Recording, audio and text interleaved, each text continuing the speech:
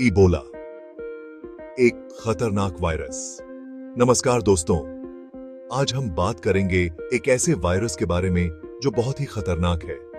यह वायरस है इबोला। यह बहुत ही जानलेवा बीमारी फैलाता है।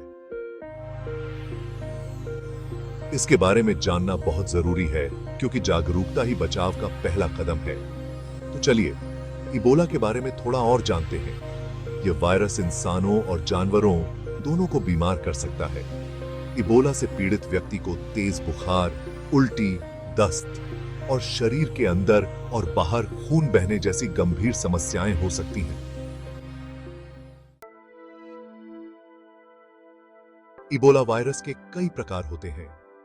हर प्रकार का नाम उस जगह के नाम पर रखा गया है जहां यह पहली बार देखा गया था, जैसे कि ज़ेरे Ebola virus, Sudan Ebola virus और बंदी बुग्यो इबोला वायरस। इनमें से ज़ेरे इबोला वायरस सबसे खतरनाक माना जाता है। हर प्रकार की अपनी अलग बात होती है, लेकिन सभी इबोला वायरसेस गंभीर बीमारी और मौत का कारण बन सकते हैं। इसलिए सावधानी बरतना बहुत जरूरी है।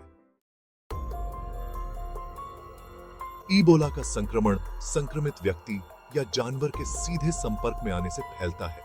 इसका मतलब है कि अगर आप किसी बीमार व्यक्ति के खून, थूक, उल्टी या मल के संपर्क में आते हैं तो आपको भी इबोला होने का खतरा होता है। इसके अलावा बीमार जानवरों का मांस खाने या उनके संपर्क में आने से भी इबोला फैल सकता है। बंदर, चिंपैंजी और गोरिल्ला जैसे जानवर इबोला वायरस के वाहक होते हैं।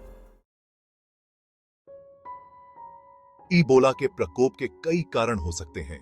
जंगली जानवरों का शिकार करना और उनका मांस खाना, बीमार व्यक्तियों की देखभाल करते समय सही से सावधानी न बरतना और अच्छी स्वास्थ्य सेवाओं की कमी जैसे कारणों से इबोला का प्रकोप फैल सकता है।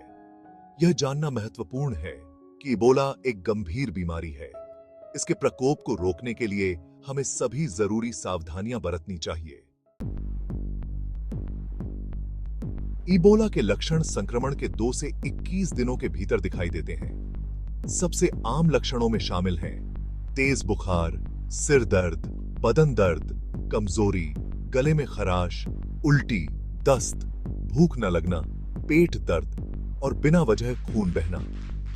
अगर आपको इनमें से कोई भी लक्षण दिखाई दे तो तुरंत डॉक्टर के पास जाएं। याद रखें, जल्दी इलाज मिलने से बचने की संभावना बढ़ जाती है।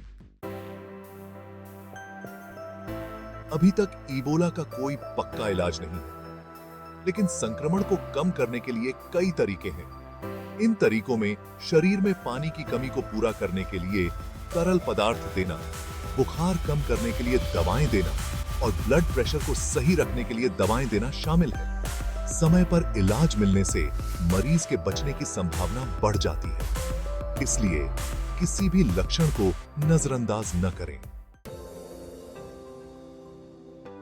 अभी इबोला के लिए कोई पक्का इलाज उपलब्ध नहीं है। हालांकि वैज्ञानिक इबोला के लिए टीके और दवाओं पर शोध कर रहे हैं।